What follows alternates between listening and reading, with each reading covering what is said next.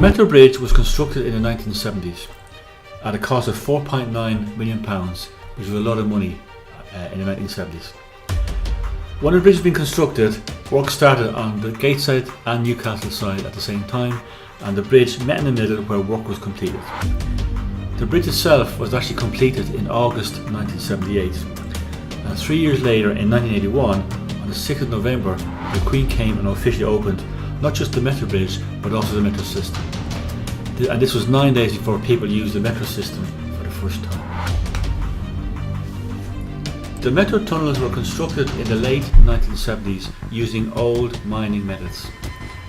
Each tunnel consisted of a single track tube which was 4.7 metres in diameter. In Newcastle, the soil was actually boulder clay, which had to be lined with cast iron and concrete assemblies to reinforce it when the tunnels were being built.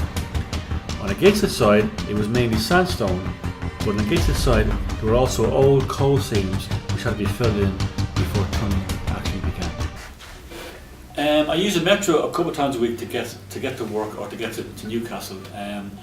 It doesn't affect the journey in any great detail. I can get to where I'm going on time, efficiently, and there's good service on the Metro. Yes, a few times, yeah. It causes a great deal of stress, and sometimes to bring in the replacement bus service, but it's just not the same. You end up waiting for ages for it. It happened quite recently where I had a meeting late in the evening, and I was trying to get home, so I had a long day at work, then went straight to this meeting, then I had to get back through to Sunderland, and then I got to Gateshead Metro at maybe 10 o'clock in the evening to find that the Metros were all broken down, and I had to stand, and I ended up having to pay for a separate bus service even though I'd already paid for my Metro ticket that day, so I ended up paying twice. So even when the Metro does break down, the replacement bus service isn't a suitable fix. It's not reliable, and it creates a lot of confusion at the station. There's been a couple of times when it was actually broken down. For example, a couple of years ago, I was on the Metro to come from Newcastle into Gateshead, and the train got stuck in one of the tunnels in Central Station. We were on the train for about 45 minutes before it went on to the last station in Gateshead, and that was quite frightening. But since then, I've never experienced any sort of breakdowns on the Metro when I've travelled.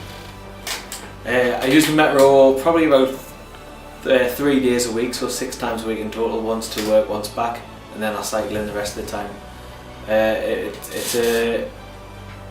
It gets us to work most of the time. There is occasions where the Metro breaks down and I end up having to be late. It's not 100% reliable, but it is getting better, and it's an efficient way to get to work, and it's better than the drive in from where I come from. I would continue using the Metro with delays to the service, because the service in general is excellent. Even with delays, it doesn't have a major impact upon me as a traveller getting from A to B. I'm taking measures to try and not use the Metro out of my lack of trust in it. It's broken down so many times now and disrupted my day and disrupted my journey and cost us money, that I'm now looking for other routes in. I'm looking to start driving in, or carpooling in, or cycling in. So it's just other options are now being looked at from my end because of the unreliability of the Metro. My opinion of the general look of the trains is quite a positive one.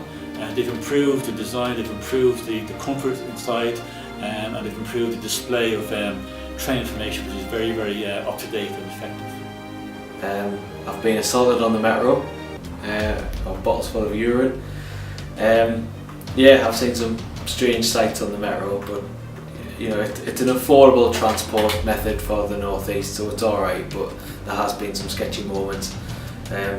The one standout moment for me was when I was assaulted on the Metro, which happened during the day on a Saturday while I was on my way into town to go and pick up some shopping, and there was a drunk guy who tried to strangle us on the Metro, so that was quite a moment, but it's moderately well policed.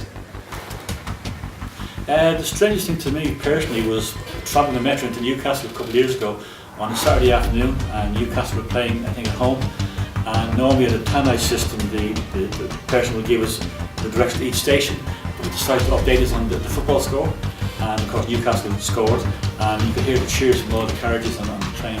quite an interesting experience. I've never had that before, either before or since that day. They're quite clearly old trains that have been reskinned. I'm aware that there was funding for the Metro that should have got a whole new fleet of trains, but something happened to that funding in around 2000-2001 where instead of a new fleet of trains we ended up with reskinned old trains.